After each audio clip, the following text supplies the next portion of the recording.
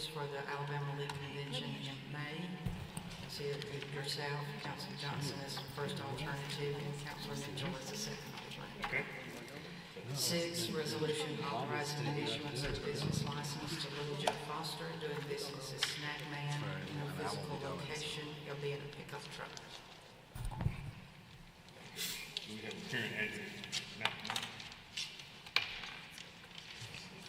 Anybody have any questions? Item 6.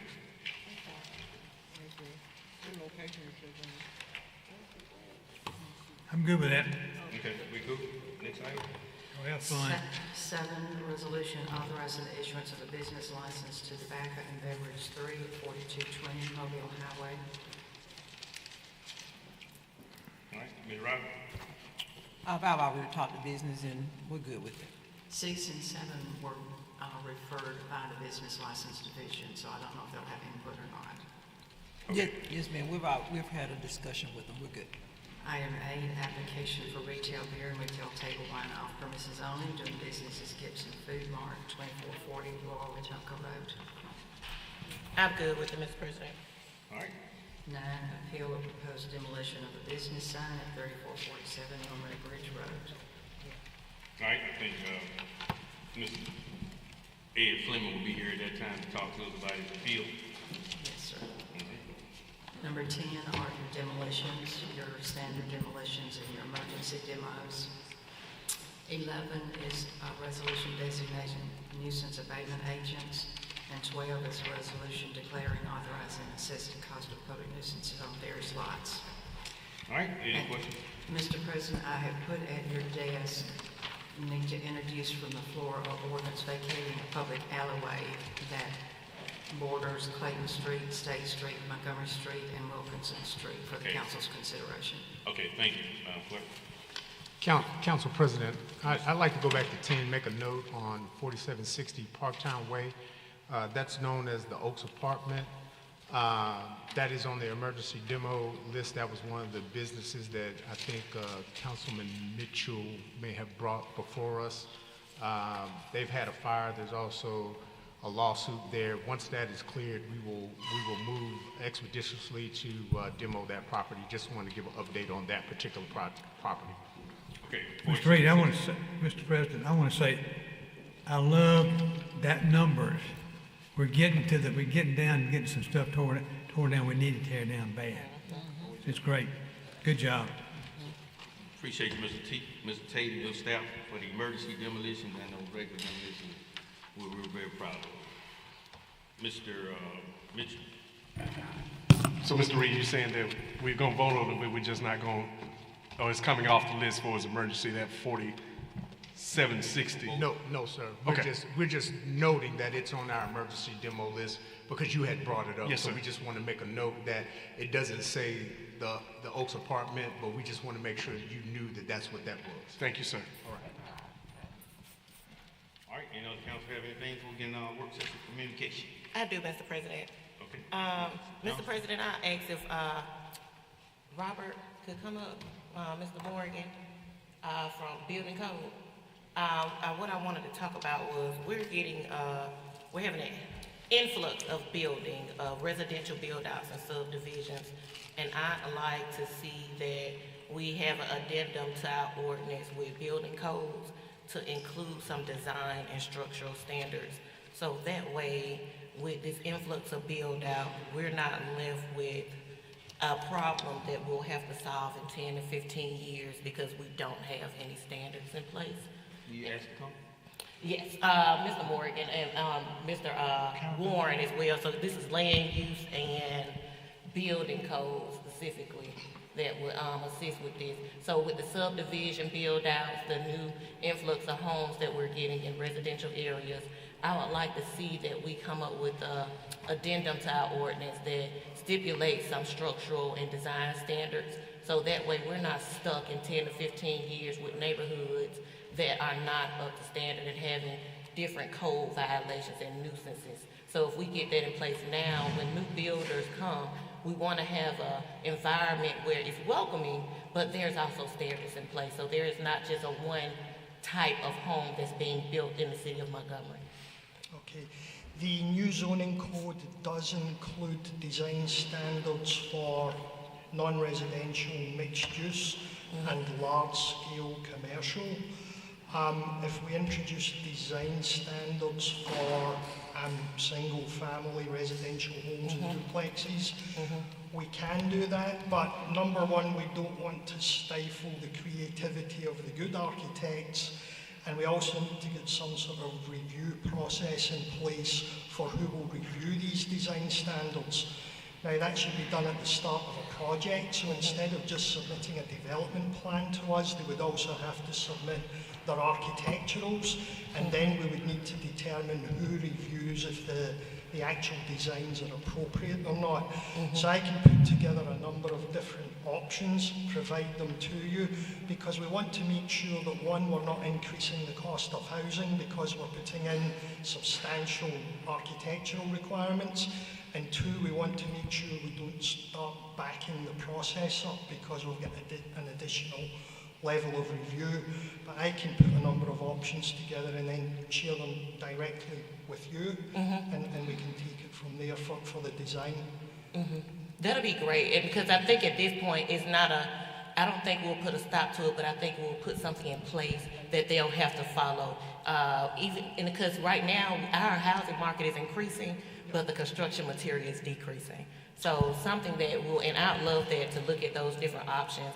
And even if, Mr. President, we can look at maybe once that review is put in place and we have something from land use, maybe they can go in front of the planning commission possibly, but we can look at those different options. So it'll be an approval, like you said, while they're submitting all of their permits. So it's something that's one of those checklist things that we'll have in place. Okay. Yeah, thank you. Warren, Marshall, in the same line, I think I know I've talked to Patrick and different folks and Robert in the past, is when we develop these neighborhoods, we're getting bigger rainstorms today that we can put up more consideration on the flood, because we got neighborhoods flooding, ditches flooding. I had somebody in a neighborhood today that's never had flood and had 10 feet of water in the backyard, probably because of clogged drain, but the 100-year flood's kind of it's not relative. We're having 2 or 3 of those a year now, or at least 1 or 2 a year. We're having multiple 50 years. So we need to think about that in traffic before we permit. We need to worry about traffic and traffic studies and make sure that we get out on the front end and we don't permit it, although they're ready. We don't ready to build until we have the flood and the traffic squared away, because we got traffic problems and it's only going to be worse. No matter where we build, it's going to be worse. So we need to make sure we get all that on the front end if we can. And again, we are considering that in the new zoning code and leaving it potentially up to the traffic engineer to determine if a traffic study is required, whether someone's building 400 homes or 5 homes. At the moment, we don't really have that ability, but we are conscious that we want to make sure we get on top of traffic. That sounds great. Yeah. Thank you. All right. Okay, on our public communication work session roster, Mr. James Cecil.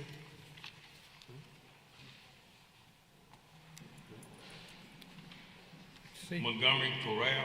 Yes, sir. James C. James C. Okay. Yes, sir. Thank you for letting me come and spend a little time with you. My name is James C. I am the artistic director of the Montgomery Corral. We are one of the oldest nonprofit performing arts organizations in the River region, and this year we are celebrating our 50th anniversary. We have been singing since 1974, been building community through song and through choirs. And I wanted to come and say a little bit about a couple of events that we have coming up, and also ask for the City Council's partnership with us in a couple of projects that we've got that are unique and are seeking to try to build a community where there was none. The first is on May 4th at 2:30, we're going to celebrate our 50th anniversary with a concert of the Mozart Requiem, a kind of iconic masterpiece with all River Region performers, both our soloists and our choir members and our orchestra members, all professional, all members of this community. And then what we would like to do, and asking for the council's help in this, we would like to be able to give this concert to our community for free.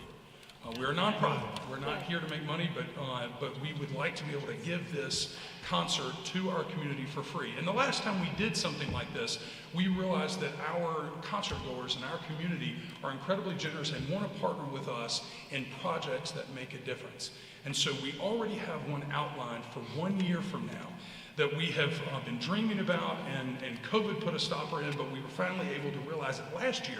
It's called the Capital City Choral Festival, where we get choirs together from different parts of our community and not sing for one another, but sing with one another, where they rehearse together, they get to know one another, they become familiar with one another and perform together. And the last time we did something like this, we gave a concert for free to our community. And we ended up taking up an offering at our concert that well exceeded the proceeds that would have come from charging ticket price to that concert. And so what we want to do this year, last year we did this with, and you can buzz through these images and through these videos that I've submitted, kind of give you some examples of what we did. But last year we had Alabama State University choirs partnering with Huntington College school choirs. And no other time would they be able to have an event where we would be able to pull those communities together to rehearse for one another and give their leaders podium time directing a mass choir of 150 kids. Next year, we want to pull together the elementary age school choirs from our public schools and our private schools. And we want to bring them together to rehearse together, and we want to be able to offer that to them and to all of their educators at zero cost. And so we've asked our private donors, we've asked our patrons to join us in that cause, not only for our 50th celebration, but also for the Capital City Choral Festival to occur 1 year from now. And so we asked the City Council's partnership with us to help us to be able to offer both of those events, kind of a 2-for-1 pay it forward. Great. Thank you. Do you have a request, an amount you're requesting? I do. $10,000. What we did last time, we would love to be able to do that again. I'm in. Any other questions on that? Good. 10,000 total collected. I'm sorry? 10,000 total collected. Total, yeah. Thank you. $10,000 will be able to offer this concert for free and put a down payment down on the event for next year. All right, thank you. Perfect. All right, any other questions? Thank you, sir. Thank you, guys. Appreciate it. All right. Mr. Kippy Tate, update on community centers.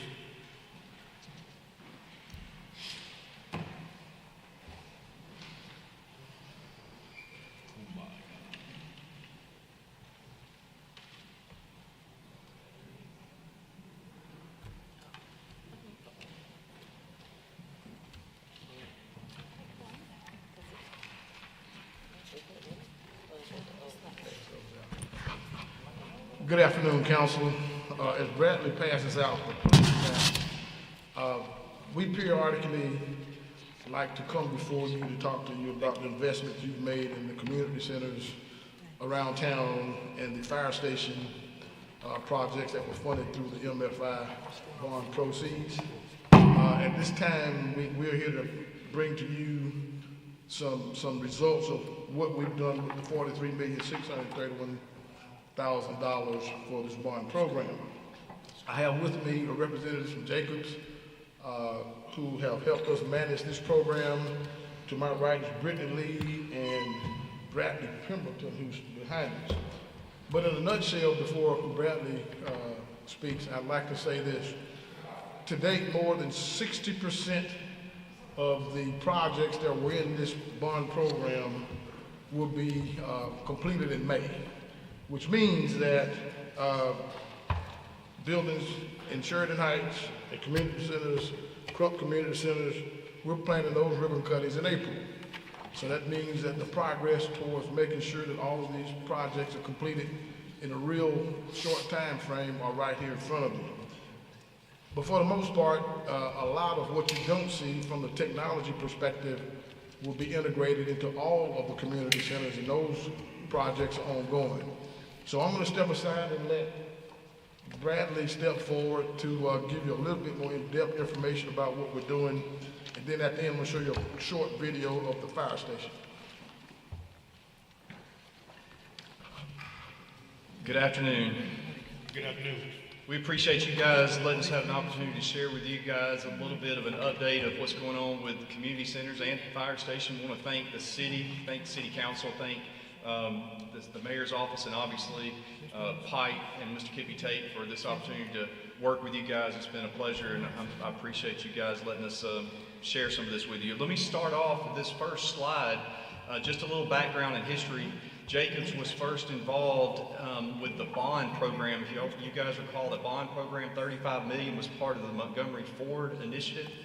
And since then, it has been extended, as you can see, funded from multiple different sources, HUD sources, ARPA, as you can tell, and CDBG and other sources. So that funding has now increased over $43 million and has continued to provide lots of needed assets to existing community center buildings and other things. Next slide. Obviously, one of the largest investments has been in the Montgomery Fire and Rescue. Montgomery Fire and Rescue has had a total of over $18 million invested in their program. So that includes fire trucks and the annex over on Ray Thornton. So there's a lot going on with Montgomery Fire and Rescue, but specifically Fire Station number 10.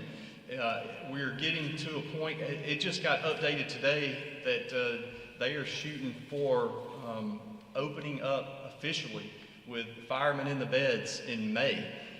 So as you guys know, the only other point I wanted to make here is that construction is one thing. When you finish construction, you can't just move in. As y'all know that have bought a house or moved into some facility, you want to have, hey, I want my internet, I want my TV working, I need my furniture in, that kind of thing. So that's really the spot we're in on a lot of these community centers now, and as the fire station. So the fire station is getting all of their furniture in place, all their internet, all their TVs, their Wi-Fi, all their security system, everything in place so that they can take a call and be ready to go out and serve the community. So before we move on to community centers, I'd love to show this quick video for the fire station.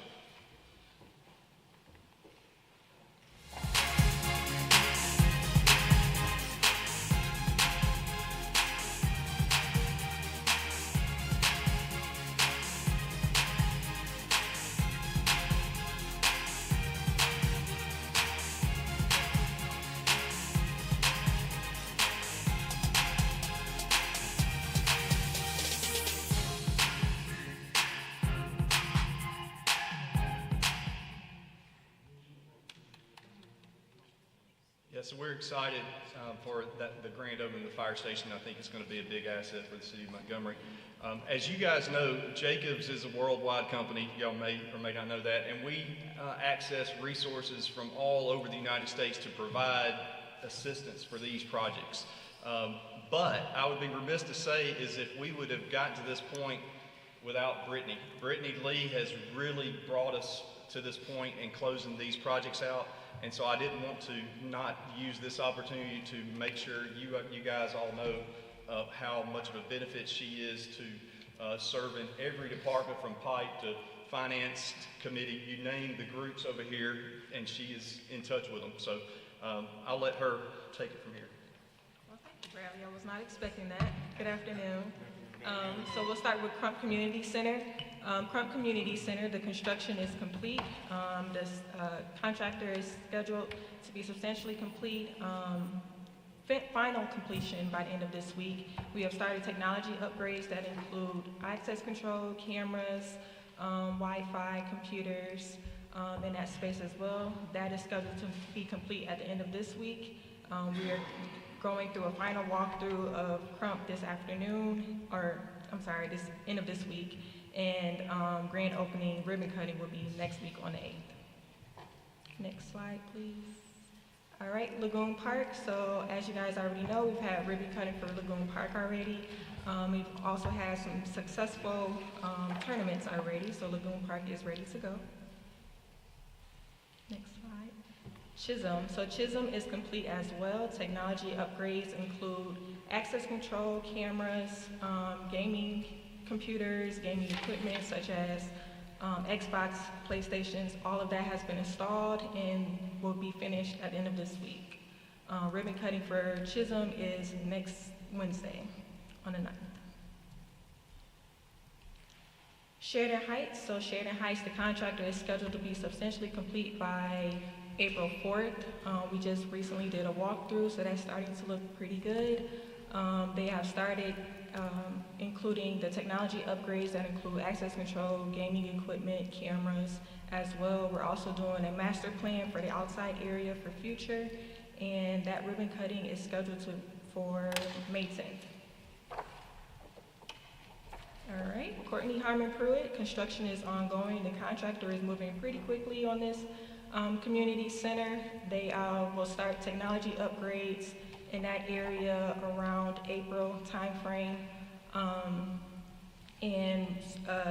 Tentative schedule for ribbon cutting will be June. We're currently working to get playground equipment for that area as well. TRC, the contractor is moving pretty quickly on this one as well. This community center will include technology upgrades, furniture as well, and the ribbon cutting is scheduled for July. Did we redo the pool there? We did not redo the pool. There will be a new pool heater in that area, but as far as redoing the complete pool, we did not redo the pool. Newtown included new flood panels, which has been completed and installed. They will be receiving some technology that include computers, access control, and cameras in that area. That one is tentatively scheduled for July to include those technology upgrades. Matthes-Parker is ongoing. Contractor is moving well on that project as well. Tentative schedule to be complete for that project will be June. That contract does include a little bit of technology upgrades that includes cameras on the outside area and access control. Regency, that is going well. The contractor is moving pretty quickly on that one, scheduled to tentatively be complete around June.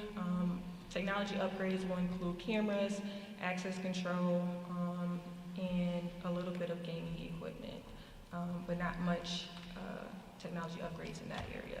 The gym is being redone in that area. That's the picture that you see on the slide. And then they will include repainting the technology room and carpeting. So tier one technology upgrades that included the access control cameras, some sporting and gaming equipment in some of the community centers. And tier two technology will include just security monitoring, access control on the front doors, and public use computers and speakers. So by the end of August, all of the tier one and tier two technology upgrades will be complete on all the community centers. And I think that covers everything. Are there any questions? Mr. President, I have a question. Ms. Roberts? I know you said we did some upgrades on technology, but I do have some questions about District 4 community centers. When are we going to ever do any work with District 4 Community Center? We have Hamer Road, Lovelace, Hunter Station, McIntyre. And we utilize those community centers a lot for the summertime for children programs and just different events, senior citizens program. And those are some very old community centers. So I'm wondering, when are we going to start doing work on any of those community centers? Do we need to get a bond to get something done, or what do I need to do to try to see what we can do to help District 4 community centers? That's a great question, Councilor Riley. And as you might imagine, when this assignment got placed over into my department over 2.5 years ago, we had a limited amount of money and a lot of need. And so Jacobs assisted us with what we call a facility condition assessment, which we went through, ranked all the facilities, and then came back, assigned costs, and then the feasibility of how we could move some of those projects through the limited funds that we had. Based on all of this, we ended up ranking these facilities and putting them in different tiers. I believe the community centers that you're referring to are in tier 3 and maybe tier 4, which means that the additional funding stream will need to be secured so that we can get to those projects. Okay, what do we need to do to get some additional funding streams so we can start on these? The decisions, I think, are sitting to your left and to your right. Okay, thank you. President Kippy. Calhoun just informed me. Yes, sir. I know the fire station was paid for out of a bond issue. The rest of this was paid for out of ARPA money? ARPA, CDBG, and I believe some of the counselors included some of their funding as well. What now? ARPA, CDBG, and some of the counselors included their funding as well. Okay. And to add to your question, Mrs. Riley, Hunter Station is one of the Tier 2 technologies that will receive technology upgrades. So that one was one of the first Tier 2 sites that have received upgrades. I believe the upgrades are complete. We just have to rekey one of the doors, the front door for the access control. But your access control, your cameras, and your computers are installed at Hunter Station. All right. Any other questions? So Mr. Chairman, Mr. President, before I go, I wanted to say one thing. Like I said, over 2.5 years ago, this got sent over to my department. We engaged Jacobs, and we started with just the community centers, but I do want to remind you that the pipe now is managing close to 100 projects, including these, and I want to invite all of you, if you feel it appropriate, to come to the second floor of 25 Washington on Mondays at 1 o'clock, and you can get the rundown on the other projects that were not mentioned here today. All right. Thank you. Thank you, Mr. Tate. Thank you, guys. Appreciate your hard work. Mr. Ron Simmons, annual report on the TID. Good afternoon, Council. Good afternoon. Thank you for the opportunity to talk to you a little bit about sharing the annual report. As you know, we have to submit an annual report to you. You all have that in your inboxes and your emails. That was submitted to you yesterday. And on behalf of the Tourism Improvement District, Bo Benson, I stand before you today to just share a little bit of that information. And so thankful to one of the board members and our lodging partners, Rahul Patel, who is the owner of Microtel Hotel, for being here with me today. So when you have an opportunity to look at that report, you'll see that quite a bit was done in 2024. This report is for, keep in mind, this is a partial year. We are on a calendar year, but we started collecting in August of 2024 through January of 2024. So this report is strictly a partial year. But quite a bit was done. The majority of that year was really based on standing up the organization, creating policies and procedures, selecting an audit firm, selecting an accounting firm, and putting things in place to run the organization, and all of that has been done. In addition to that, we had an opportunity to bid on some things that you'll see in the 2025 report. That was very, very fruitful. So I will tell you that what I really want you to get away from this is that I want to thank you for coming together and helping us pull this together, because this is an industry-driven organization that has decided to put money back into tourism along with what you all are investing in tourism to help us become more competitive. And I will tell you, this is the most competitive we have ever been. This has really given us an opportunity to do some things that we were not able to do prior to this Tourism Improvement District. So when you get a chance, if you haven't seen it already, make sure you go through that report. It has all of the financials in there from everything that is required and some additional wins. And the last thing I think is very important is Montgomery was selected by Civitas as Tourism District of the Year. Tourism Improvement District of the Year. So of all the districts that were stood up and selected last year, Montgomery was the one in the entire country that is Tourism Improvement District of the Year, and that is because of the collaborative work across the chamber, this council, the mayor's office, and of course, most of all, our lodging partners. It would not have been possible if it wasn't for all of us together. So thank you so much for your work and your collaboration. Thank you, Ron, copy of that report. Do we have a copy of that report? Yes, that report is in your mailbox. I emailed it yesterday. Okay. All right. Any questions, Mr. Simmons? Thank you, Mr. Simmons. Thank you. Thank you for the report. Ms. Natasha Foster, YMCA Youth Chief.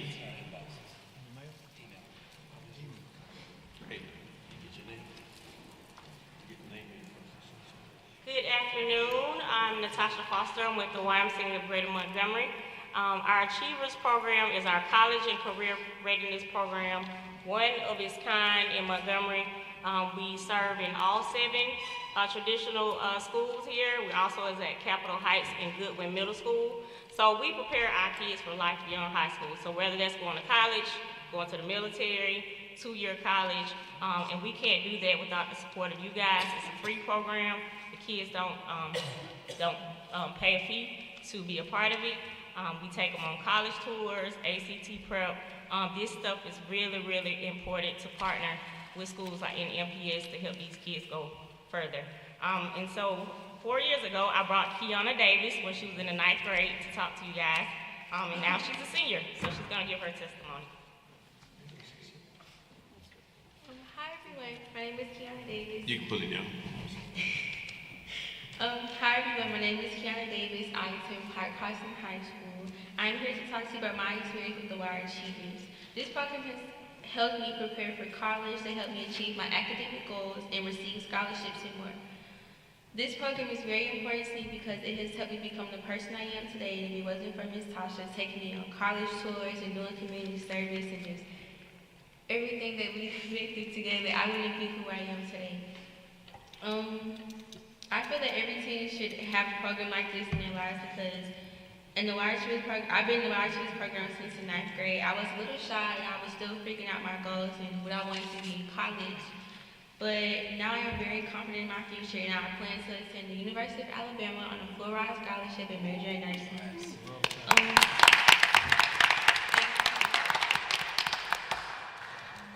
Thank you to all the Montgomery City Council and Mayor Reed for supporting students like me. Thank you. Thank you. Good job. So I have given you and emailed everyone our program sponsor. I would like for every councilman to be a program partner this year to keep students like Kiana being a part of this program. So thank you all. Okay, thank you. You say you emailed that to us, Natasha? Yes. Okay, thank you. Congratulations. All right, Mr. Jeremy Reed, report on economic development, strategic, Howard, and Bloomberg. Council President, Council, the mayor asked me to give you all this outbrief from a program that we have participated in as a city and also the Chamber of Commerce. Through the mayor's relationship with Bloomberg and Harvard University, we had a select team go up to Harvard to do an exercise to create a strategic economic action plan for the city of Montgomery.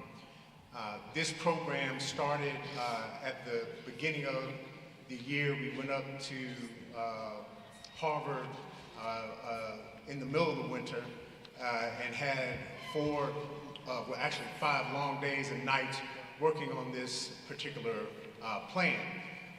The folks at Harvard were able to give us a lot of information and data on the city of Montgomery, and that drove us as we developed this strategic economic action plan. I do want to talk about the team briefly. The team consisted of myself, Frank Robinson, Economic Development Director, Ron Simmons from the Chamber of Commerce, Sharon Rose from the Chamber of Commerce, and Stacia Robinson, the Chairwoman for the Board of Directors for the Chamber of Commerce. So this presentation is fairly dense, so I'm going to brief it in military style in the way that we were taught. So slide. One thing we came out with, and we wanted to start this presentation out with, we wanted to have 4 distinct areas of focus, and it is multi-phased as how we go about our strategic pathways to inclusive growth in the city of Montgomery, standing from an economic development perspective. One thing we looked at was branding of our city, quality of life, mobility and logistics, and technology and defense. Next slide. This strategy and plan is designed to address foundational barriers that we found to actually not help in the way of economic growth and growth at large in the city of Montgomery. Those things are branding, housing, and infrastructure. When you look at Montgomery and we talk to folks that live outside of Montgomery, Montgomery has a rich history. But with that history comes some negative connotations. When you ask people why Montgomery or why not Montgomery, they have a belief that they will be reliving a civil rights movie each and every day that they're here in the city of Montgomery. Those of us who live here, live in this community, know that is not true. Montgomery is rich. Montgomery has a vibrant community, and we want to make sure that not just internally we know that, but regionally we know that, and nationally our visitors know that. We also need to address the housing gaps across income levels. What we found in the research is, typically in the city of Montgomery, you have housing inventory that's from the price point of about $150,000 and below, and then the next place you find housing inventory is $350,000 and above. So we call that the missing middle. If you see on that slide at the bottom, it says shortage of missing middle housing options. That's going to drive some numbers that you see on a subsequent slide that talks about the growth of Montgomery. People are always talking about Montgomery is dying. Montgomery is not dying. Montgomery has a housing issue that drives population to search for housing elsewhere, but in our MSA. The other part of it is mobility and logistics. Montgomery has a infrastructure that has a lot of strong, good bones. We have the inland port. We have the connection of 85 and 65. We also have CSX as partners when we talk about rail. One of the things that we're really missing is the capacity to do cargo at our regional airport. Next slide. Addressing foundational barriers. This is a slide that talks about the population ups and downs of the city of Montgomery. We started in 2000. We were roughly at 202,000 citizens. That bumped up to roughly about 2,006 citizens. In 2010, we have been on a decrease with a short spike in 2020 down to about 196,000 citizens in the city of Montgomery. But the number I want you to look at is the MSA population for the city of Montgomery started in 2000. That has increased 2.9% annually across the last 25 years, which equates about an 89% cumulative increase of people who live in the MSA of Montgomery. So what you have are people making options that live in bedroom communities, Autauga County, they live in Prattville, they live in Elmore County. And part of that is because we don't have the adequate housing availability, and those communities do. Back to that missing middle that we're talking about. Also, there's some infrastructure things that we're missing that drive people to choose elsewhere instead of Montgomery. There's no real density of housing downtown. A lot of young people, young professionals want to live in an urban community, an urban environment where they can work, live, and play, and walk to work, and use alternative transportation. Next slide. This is just a quick demonstration of where people live by race in the city of Montgomery. It's very stark. There's not a lot of mixing there. So that's one of the things that we also need to address and be aware of. Next slide. One of the things that we saw also was wage share based on race and education. This is using 2020 census data. These numbers are not up to date because right now I think we're tracking that the citizen makeup of Montgomery for African Americans is roughly about 60 to 65%. But we see 49% of the city was white at this particular time, and they garnered 60% of the wage share in our community with a median income of $43,000, higher than everyone else except for Asian Pacific Islanders, American Indians, and Alaskan Natives would make up a small minority in the community. But when you look at the wage score relative to population, you look at African Americans based on their race and education, there's a negative 26% share and score when it comes to wage. You also look at Hispanic and Latino, it's a negative 11%. Next slide. Leveraging local assets for inclusive growth. Next slide. Well, let's go back to that slide. I would be remiss not to talk about some of our great bones. We got Maxwell Gunter Air Force IT headquarters here. the city's rich in cultural assets to include over 21 museums and historic sites that drive inclusion and sustainability across our city. Also, we're the home of the state capitol. We have one of the few city-owned internet exchanges in the United States of America. That is an asset that is underused that we're continually trying to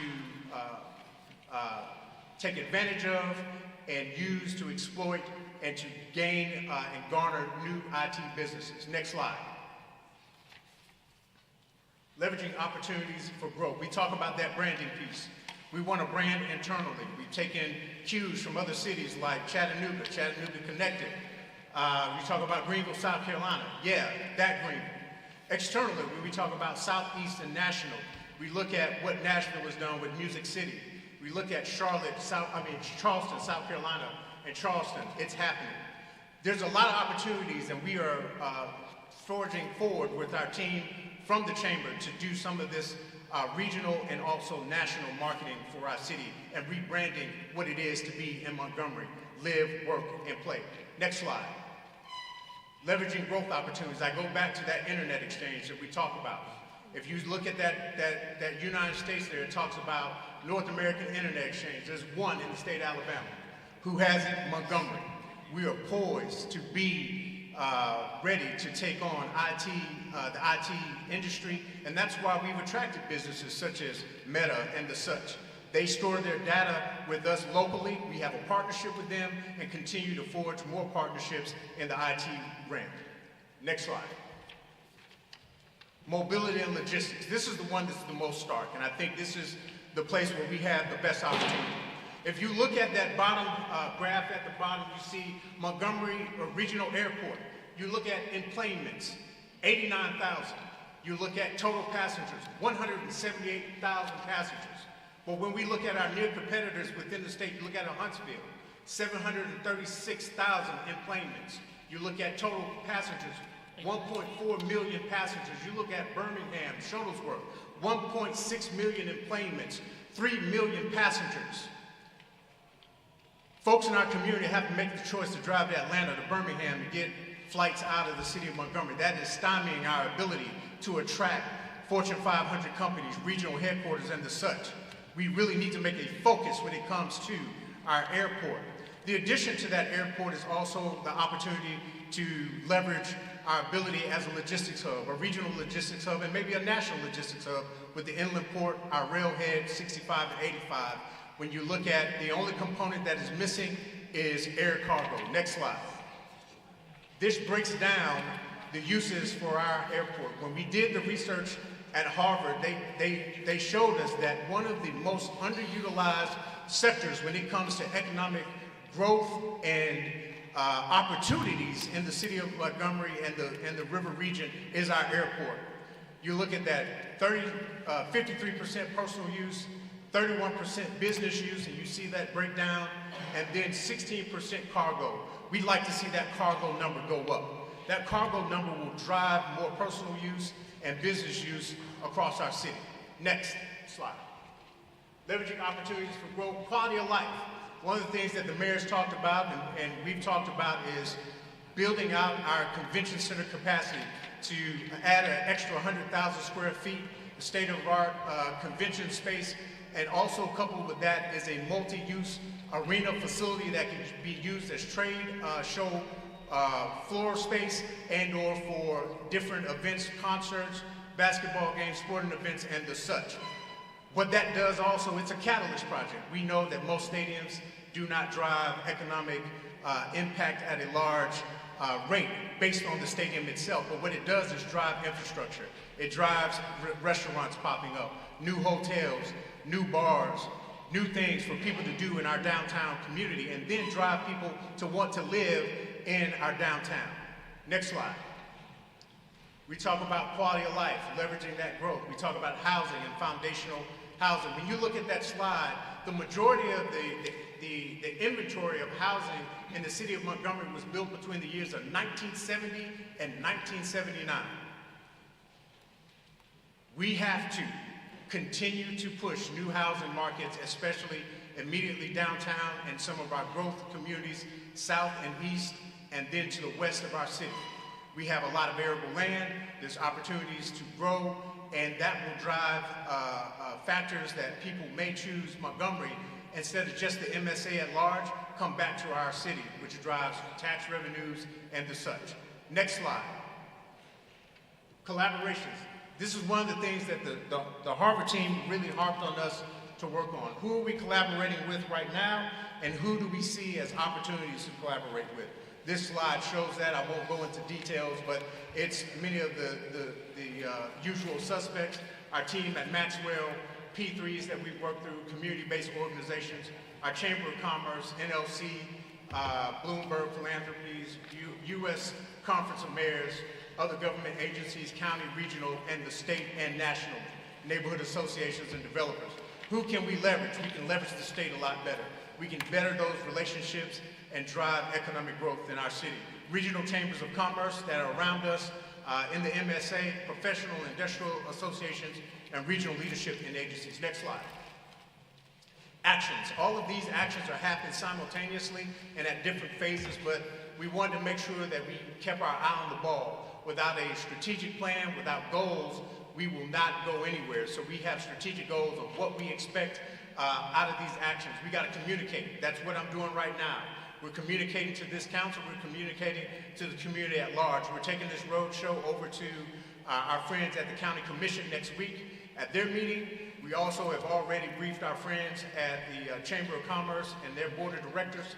And we will meet with business, civic organizations all across the city as we roll this out and let folks know what our strategic plan is when it comes to economic growth. The framework, we're continuously building that framework and asking for partners' assistance in that, assigning working groups, also adding resources. We're going to ask you all as a council to help us garner those resources, and also some of our private partners in the community, some of our service community, and others. Engage. We will continue to organize community engagement sessions, surveys, incorporate diverse perspectives and feedback into the plan.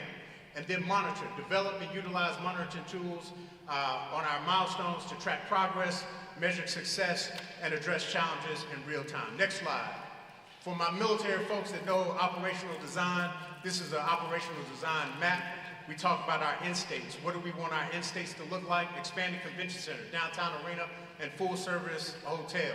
Improve, repair, infrastructure when it comes to IT and cyber.